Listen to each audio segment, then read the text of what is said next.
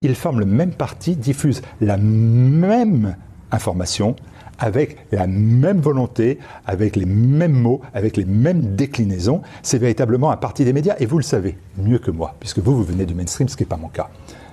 Eh bien, on est dans un entre-soi, et on finit d'être dans un entre-soi. Globalement, il y a encore peu de temps, on passait d'Europe 1 à RTL en déjeunant au restaurant qui est entre les deux.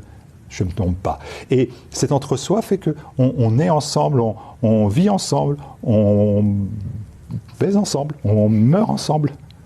C'est l'entre-soi. Et c'est de cet entre-soi qu'est né véritablement le rejet des Français, et d'une grande partie des Français, à l'égard de quelque chose qu'ils conçoivent comme une structure, une caste, un parti. Et j'ai préféré parti des médias à caste journalistique parce que je trouvais que le terme était moins désagréable. Voilà, donc c'est ça que je veux dire, c'est si on est capable de dire aux Français, regardez, cette partie des médias ne vous représente pas, ce qu'il vous le dit, eh bien, n'est pas exact. Oui, on vous ment.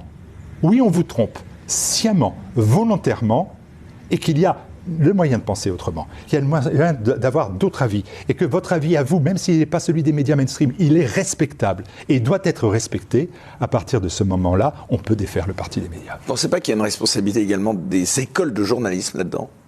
Ça fait partie du carré maléfique. Il y a l'État dans le carré maléfique. Il y a bien évidemment aussi les annonceurs. Les annonceurs. Souvent les mêmes que ceux qui détiennent les journaux, ce qui aide.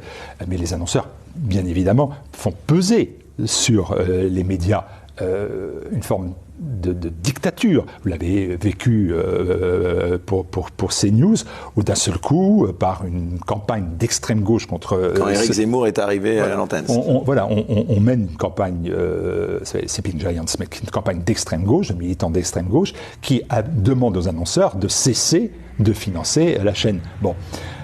Ces mêmes annonceurs qui sont les apôtres du wokisme pour certains. Bien évidemment, et de la cancel culture, puisque la mondialisation et la cancel culture procèdent de l'augmentation de leurs bénéfices. Donc par définition, tout ça n'est que financier.